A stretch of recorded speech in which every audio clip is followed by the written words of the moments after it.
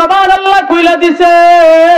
গাবি ডাক দিয়ে বলতেছে, ও যুবক রে, তুমি কি আমাকে নেওয়ার জন্য আসছো নাকি? কয় হ্যাঁ, আমি তোমাকে নেওয়ার জন্য আসছি। তাহলে এক কাজ করো। কয় কি কাজ? তুমি আমার পিঠের উপর সওয়ার হও, আমি তোমাকে বাড়ি পর্যন্ত নিয়ে যাই। আল্লাহু আকবার বলেন।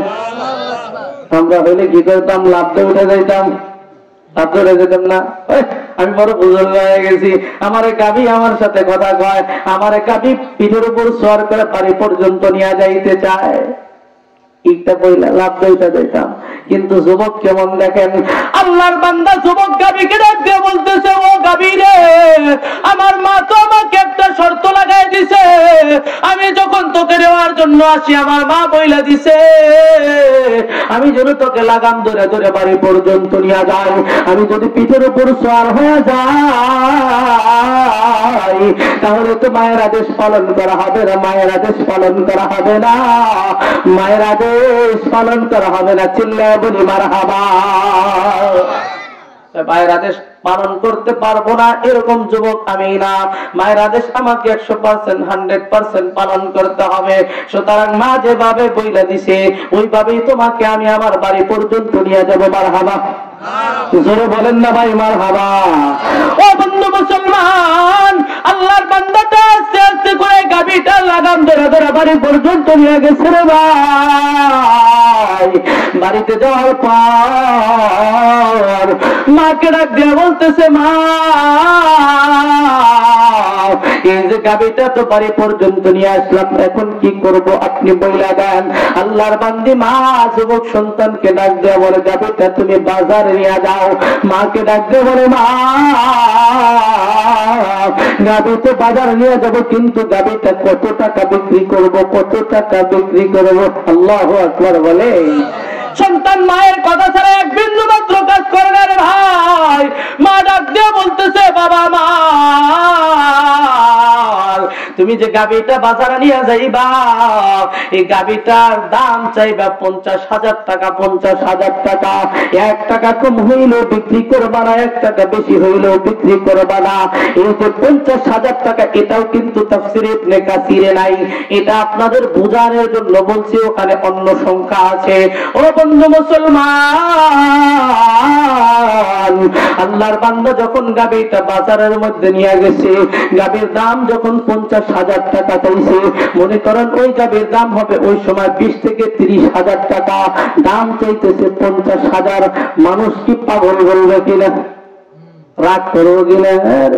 এত দাম যাও, এই গাবি কি 20-25,000 টাকার উপরে হবে নাকি? সারাদিন এইভাবে চলে গেছে, এক একজন এক এক রকম মন্তব্য করে রে ভাই।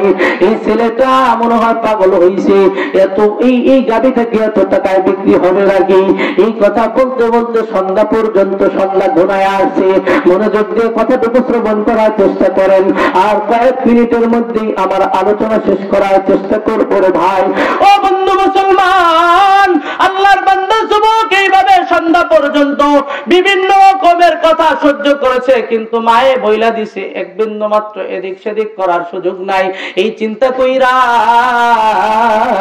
আল্লাহর বান্দা কি করছে, একদম সন্ধ্যা পর্যন্ত দাঁড়ায় রয়েছে। হঠাৎ কইরা তাফসীর ইবনে কাসিরের মধ্যে আছে একদল ফেরেশতা। বলেন কি? একদল ফেরেশতা গরুর ব্যাপারী, এটাই আমরা বুঝি না, কি বুঝি?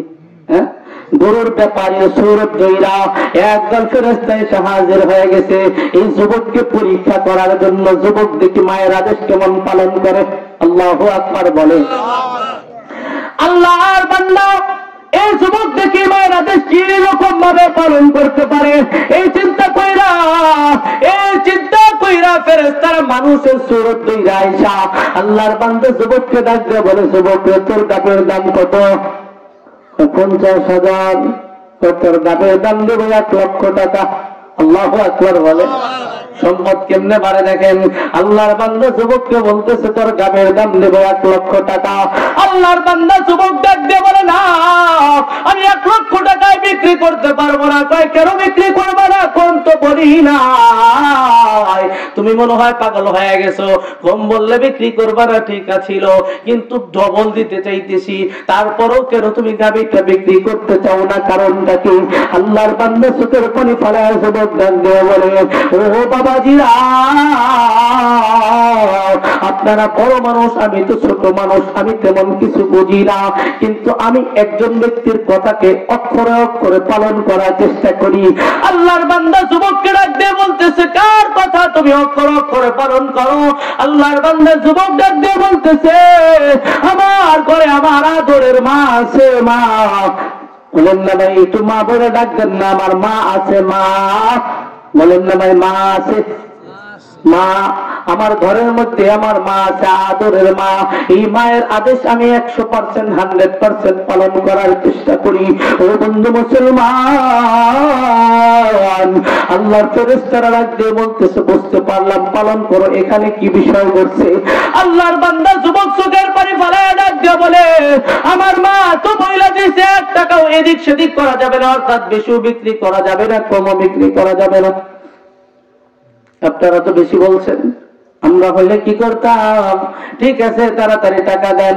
50,000 টাকা মাকে গিয়ে বলতাম, মা এই যে নেন, আপনার 50,000 বিক্রি করতে বলছিলেন, নিয়ে নেন। আর বাকি 50,000 টাকা নিজের পকেট গরম করি এলাঙ্গা গিয়ে রেস্টুরেন্টে বলবো বন্ধুদেরকে নিয়ে। কথা বলেন ঠিক কিনা? করতাম না? কিন্তু আল্লাহর বান্দা এইভাবে এমন ভাবে জবাব দিয়ে দিছে, না, আমার পক্ষে এক বিন্দু মাত্র এদিক সেদিক করার সুযোগ নাই। এই কথা বইলা আল্লাহর ওই বান্দার অর্থাৎ ফেরেশতারা তার কাছ থেকে চলে গেছে। যার পর সন্ধ্যা যখন একদম ঘুরে আনছে, এমন সময় গাভীটা ফেরত নিয়ে বাড়ির দিকে রওনা হয়ে গেছে। বাড়িতে আসার পর মা ডাক দিয়ে বলতেছে, বাবা, এই গাভীটা কেন তুমি বিক্রি করলা না? আল্লাহর বান্দা যুবক ডাক দিয়ে বলতেছে, কেমনে বিক্রি করব? তুমি যে দাম বলে দিছো সারাদিন তো এই দাম কেউ বলে না, কেউ নিতেই চায় না, কিন্তু বিকাল যখন হয়েছে এক বেলায় সে গাভীর দাম বলে 1 লক্ষ টাকা, তাও বিক্রি করো নাই। উন্নত মাও পরীক্ষা করে। আল্লাহর বান্দা যুবক মাকে ডাক দিয়ে বলে, মা, আপনি যখন আমাকে বাজারে পাঠাইছেন, বাজারে পাঠানোর সময় একটা কথা শর্ত লাগাই দিয়েছিলেন, 1 টাকা কমও বিক্রি করা যাবে না, 1 টাকা বেশিও বিক্রি করা যাবে না। 1 লক্ষ টাকা বেশি হয়েছে কিনা? বলে বলেন হয়েছে কিনা? তাই আমি কেমনে বিক্রি করব? আপনার শর্ত তো এদিক সেদিক হয়ে যাবে, আপনার আদেশ পালন করা হবে না। এই জন্য আমি 1 লক্ষ টাকা বলার পরেও বিক্রি করি নাই।